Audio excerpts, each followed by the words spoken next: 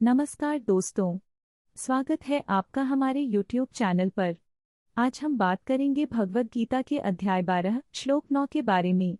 इस वीडियो में हम जानेंगे कि कैसे भगवान श्री कृष्ण ने अर्जुन को ध्यान और भक्ति के मार्ग पर चलने की प्रेरणा दी। अगर आपको यह वीडियो पसंद आए तो कृपया लाइक करें और हमारे चैनल को सब्सक्राइब करें। चलिए आज का विषय शुरू करते हैं। अव्यक्तं व्यक्तिमापन्नं मनोनुस्मरेत् यः तस्याहं सुलभ पार्थ ज्ञानयोगात् विमुक्तते। जो व्यक्ति अज्ञेय को जानने की कोशिश करता है और उस पर ध्यान लगाता है, उसके लिए मैं पार्थ बहुत सुलभ हूँ। ज्ञान और योग के माध्यम से वह मुक्ति प्राप्त कर लेता है। भगवद गीता के इस श्लोक में भगवान श्री कृष्ण अर्जुन को यह समझा रहे हैं कि ध्यान और भक्ति के माध्यम से हम अज्ञेय को अर्थात ब्रह्म को जान सकते हैं। जब हम अपने मन को एकाग्र करते हैं और ध्यान लगाते हैं तो हम उस परम सत्ता के करीब पहुंच जाते हैं। यह श्लोक हमें बताता है कि भक्ति और ध्यान का मार्ग अपनाने से हम न केवल ज्ञान प्राप्त कर सकते हैं बल्कि मुक्ति के मार्ग पर भी आगे बढ़ सकते हैं।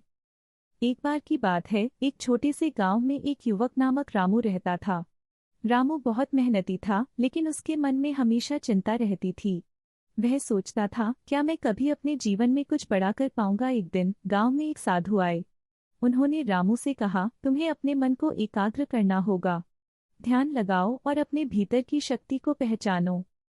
रामू ने साधु की बात मानी और ध्यान लगाने की कोशिश की, लेकिन शुरू में उसे बहुत परेशानी हुई। वह सोचता था, यह कैसे होगा, मेरा मन तो भागता है। एक दिन जब रामू ध्यान कर रहा था, उसने महसूस किया कि उसके मन में अज्ञेय अर्थात उसकी चिंता और डर उसके ध्यान को भटका रहे हैं। उसने साधु की बात याद की। मैं ध्यान से उस अज्ञेय को पहचान सकता हूँ, उसने सोचा। उसने फिर से ध्यान लगाया और इस बार उसने अपने डर का सामना किया। उसने कहा, मैं अपने डर को पहचानता हूँ और मैं इसे पार करूंगा। उसकी मेहनत रंग लाई। धीरे धीरे उसने अपने डर पर काबू पा लिया। अब वह न केवल अपने जीवन में सफल हुआ बल्कि गांव में प्रेरणा का स्रोत बन गया।